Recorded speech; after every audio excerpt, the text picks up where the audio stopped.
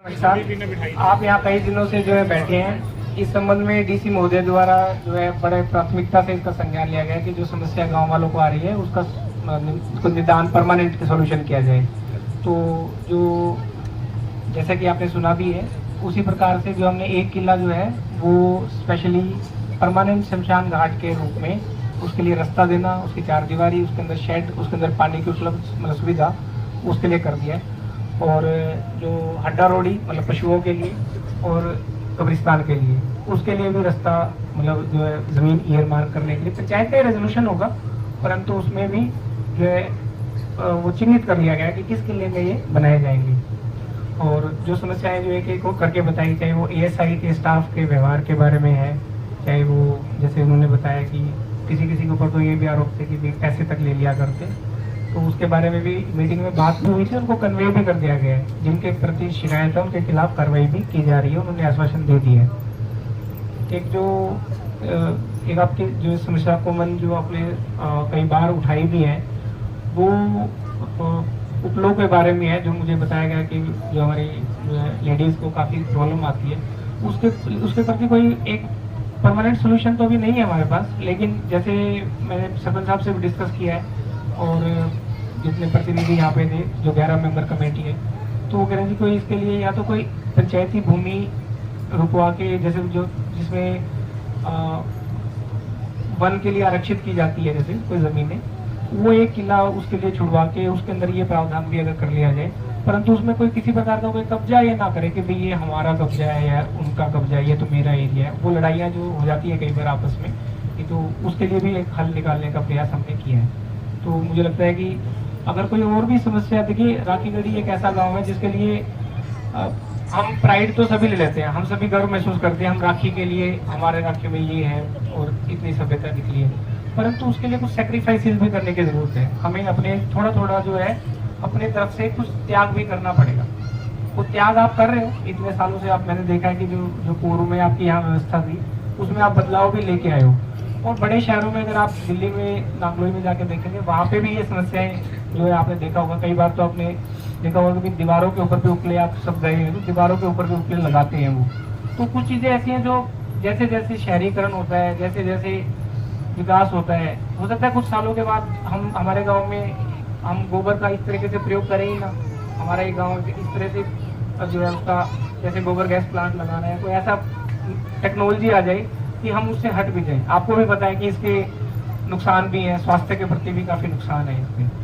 तो मेरा सभी से आपसे अनुरोध भी है कि जो प्रक्रिया हमने शुरू की है उसमें आगे भी सहयोग दें, और अगर कोई समस्या आती है तो उसका जो निस्तारण है, जो उसका समाधान है, वो एक संवैधानिक तरीके से करें रादर देन जो है किसी प्रोटेस्ट करना है इस तरीके से। इस समय तो आपकी एक कठिनाई थी, वो जो है मैं कहूँगा कि डीसी साहब ने बहुत प्रोएक्टिवली लिया है कि भाई ये तो समस्या किसी गांव में, और समस्या पानी की, बिजली की समस्याएं तो हो सकती हैं, लेकिन ये वाली समस्या तो सब सर्वोच्च है।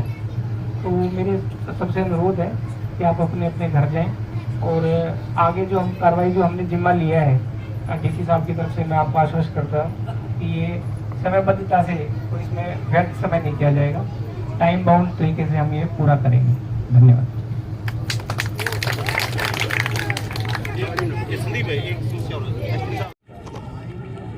बताओ जी, जो धरना चला हुआ था किन शर्तों पे ये आज खत्म हुआ है? जी, इसमें उपायुक्त महोदय के निर्देश थे कि जो शमशान भूमि के संबंध में जो ग्रामवासियों को समस्या आ रही थी उसका तुरंत निदान किया जाए। एएसआई की जो निर्देश थे कि जो इनके टीले के ऊपर जो दाह संस्कार पुरानी समय से होते आ रहे थे उसको बंद किया जाए। तो उस संबंध में जो पंचायती भूमि अन्य उपलब्ध है उसके अंदर जो है शमशान घाट के जो दाह संस्कार की प्रक्रिया वहाँ लेके जाएंगे, और उसकी जो वहाँ दाह संस्कार करने में जो समस्याएं आ रही हैं उसके लिए पक्का रास्ता करना, पानी की व्यवस्था करना और शेड इत्यादि वो जो है जो भौतिक सुविधाएं आवश्यक है शमशान भूमि में वो उपलब्ध करवाई जाएंगी। जी, जो है गाँव की कुछ और समस्या भी थी जी, उनके बारे में? हाँ, जिस तरह से एक दो समस्याएं जो उन्होंने अवगत कराई हैं, चाहे वो जो है एएसआई के गार्डों द्वारा परेशान किए जाने के संबंध में, तो उनका संज्ञान जो है हमने पूर्व में भी एएसआई को जो है लेके आ चुके हैं, और उन्होंने भी अपनी प्रक्रिया शुरू कर दी है। जिनके ऊपर भ्रष्टाचार के आरोप थे उनके ट्रांसफ़र इत्यादि का प्रक्रिया एएसआई द्वारा शुरू की गई है। ठीक है। एक जो गांव के अंदर इनकी डिमांड थी कि जो लोकल जो एम्प्लॉयमेंट जो है दी जाए, तो उसके बारे में भी प्रस्ताव जो है सक्षम अधिकारियों को प्रेषित कर दिया जाएगा। सर जो मीटिंग थी उसमें ग्रामीणों का कितना कुछ सहयोग रहा? काफ़ी पॉजिटिव रहा जी।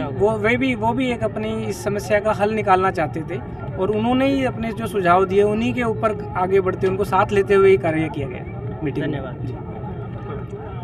दारोडी के लिए जगह चाहिए थी, तो वह हमारी समस्या का आश्वासन दिया है एसडीएम साहब ने।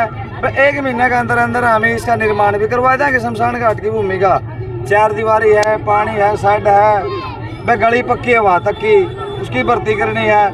1 महीना टाइम दिया है, वह 1 महीना के अंदर अंदर पूरी कर देंगे तो ठीक है। हमें आज मैंने समस्या का समाधान करवाया है। इस टाइम डीसी साहब ने आश्वस्त करे थे, तब तक यही जगह दी है। जो पहले अंतिम संस्कार करार दे वहीं अंतिम संस्कार करते रहो जब तक शमशान भूमि आपको नहीं दी जाती। तो धरने की समाप्ति होगी? हाँ, धरने की समाप्ति होगी भाई। एक जना हो रहा है जो काम में, एक जना को सब लगा दिनेश साहब आ जाओ भाई। जो साहब बोल रहा है तो पागल बने रह गए। एक जना की मैं सलाह देना, एक जना की 4-5 दिन से गाँव का धरना। ये तो बराबर वाले पैसे भी जी बताइए। हाँ जी, 4-5 दिन से गांव का धरना चला हुआ था, जिसमें 4-5 मेन समस्याएं थी। तो 3-4 दिन के बाद एसडीएम साहब मिले हैं, गांव वाले से, कमेटी से मिले हैं। जिन मेन समस्या थी जैसे शमशान घाट वाली पशुओं के लिए थी और अडवाड़े की स्त्रियाँ, तो उन्होंने 15-20 दिन या 1 महीने का अल्टीमेटम दिया है। उसमें गली पक्की हो जाएगी, 4 दीवारें निकल जाएगी।